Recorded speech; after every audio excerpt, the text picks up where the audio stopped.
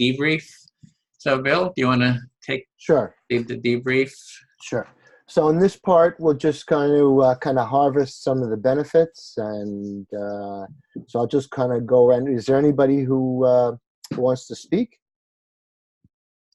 I'll start. Okay. So yeah, I was just thinking. I actually made some notes here. I was thinking, oh, what do I enjoy about this? So the first thing is I really had these concerns that I had, and it was just good to get them off my chest. I haven't shared them with anyone, just some frustrations. So it just feels good to express, have a space that's sort of safe, be able to express them, have somebody hear them, just know that they're out there in the world. So I really appreciate that part of the empathy circle, is just getting things that are, churning in my mind, getting them out in the public.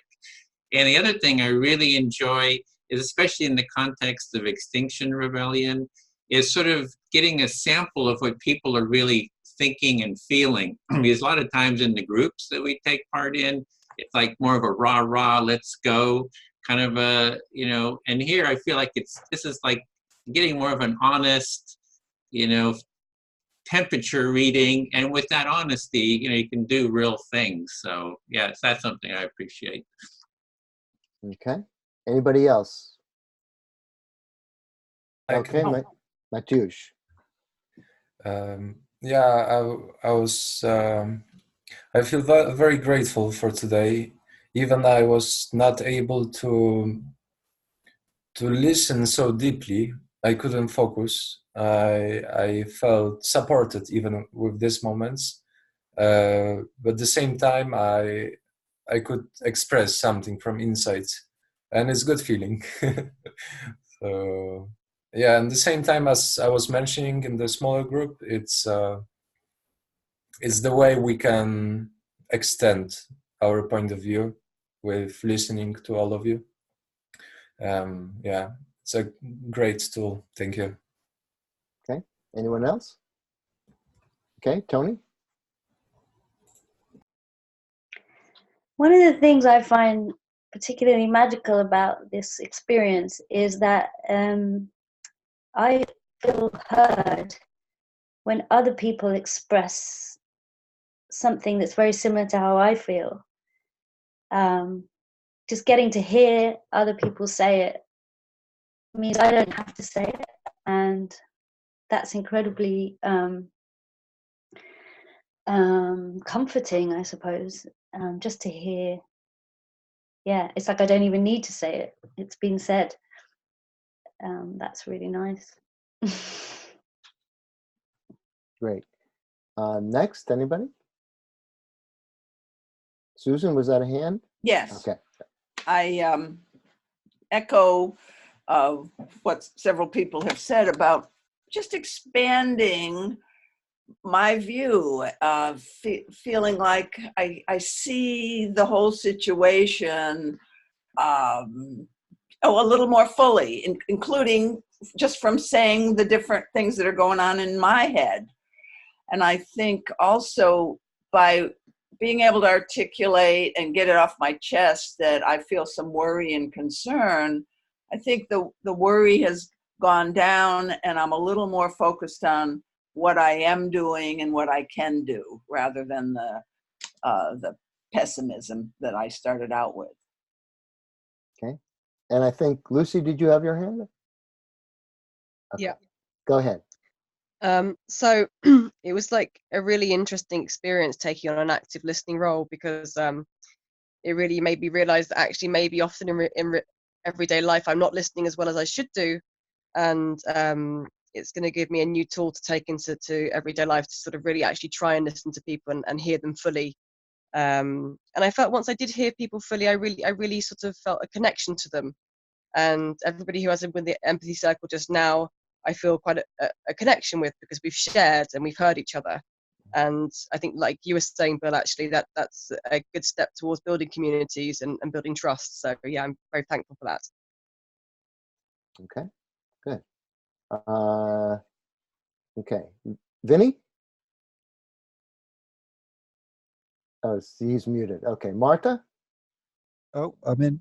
Oh, okay, Vinny's in. Okay, all right, Vinny. Yeah, I still feel very fresh from the experience. One of the things that I've noticed was a real sense of community and of the usual sort of tensions around speaking in a group seem to be dissipated. I think because there's a flatness, there's an equity to it, that everybody is going to be equally heard and equally understood, and this really lovely feeling that things don't move on until somebody is understood. And I really like that. And I noticed that what seems to be happening, certainly in my group, was there was a lot of unity of ideas and feelings that were coming up. And I noticed that as we drew to the end, the similarities of what people were saying were very loud, and the differences were very gentle, and there seemed to be no tension, which is surprising given that almost everybody in that room I'd never spoken to before. I really noticed that, and that's really with me, and it's really touched me. Mm-hmm. Okay. So let's see, Marta. Yeah, thank you, everyone. I was totally spaced out today. So thank you thank you, Carolina, for helping with the facilitation, because I was really spaced out, which meant it was a bit hard for me to, when people were going over a bit over their time, I wasn't very disciplining because I was just enjoying it. And so it was good, more than the talking, listening to others and feeling that, I suppose Tony was mentioning it, feeling that oneness. That was very nice. Thank you. Great. Elle?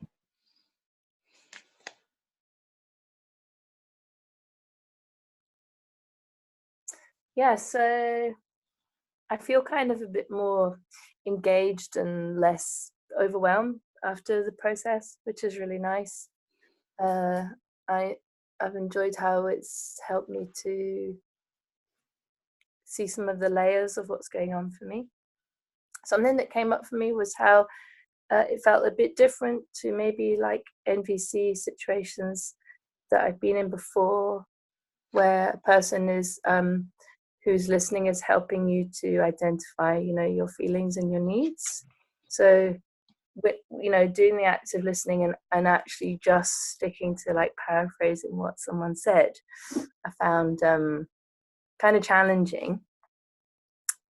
But when I was speaking and someone did it for me, it helped me to see how I was coming across, and what I needed to say more to clarify what I was trying to say, or say less. And I appreciated I could see how in a group it helped. It's like a really nice way of having a group conversation and getting to a group understanding without lots of tension and people being equally heard. It felt very effective. Yeah. Okay. Carolina? Well, first of all, I felt this. If everything is okay, Tony, because I saw you. Okay. Well, first of all, I already said that to my group that that I always experience this moment, kind of breaking point, when I feel, after coming to the circle and feeling kind of distracted and not really focus on what's going on, there is the moment when I get into the circle really deeply, and I love this moment.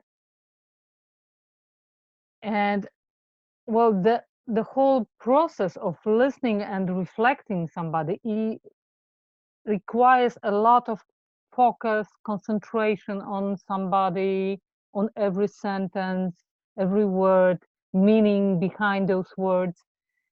But somehow now I feel like I rest. I don't feel tired.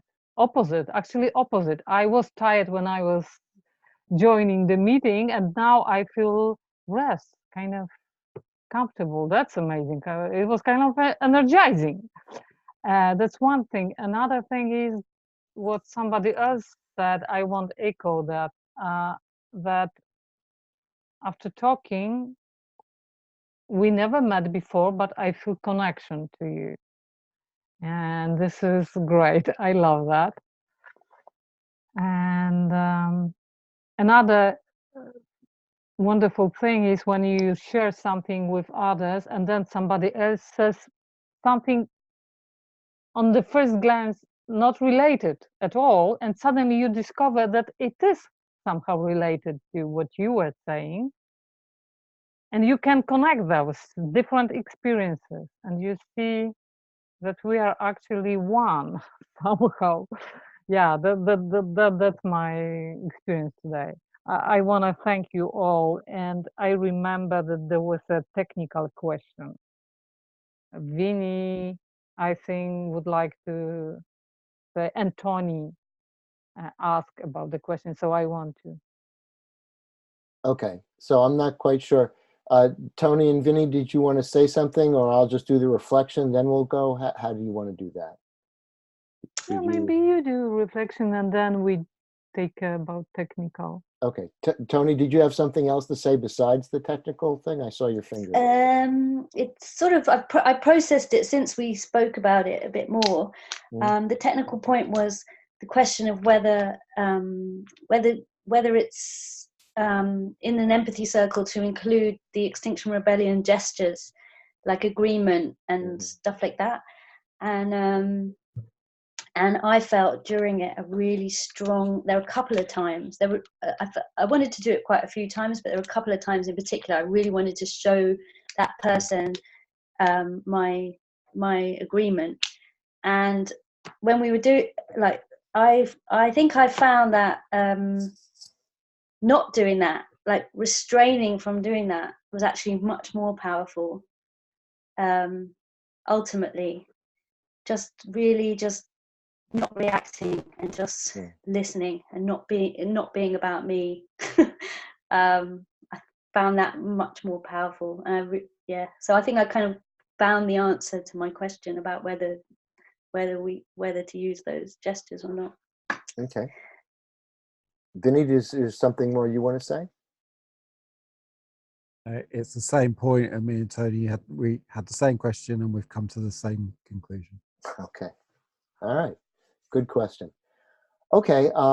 As the joke that I make at the end is that we didn't know each other 2 hours ago, but right now we'd all let each other house sit for each other. So we may not save the world, but we're building our pool of house sitters. You know, and that's the kind of point is for me is that, and I see again, I find a great appreciation, not just as a generic, oh, I'm an XR, but the individuals and the struggles that everybody's going through from various different perspectives. And like other people, it makes me greater, not lesser, when I experience that. Thanks.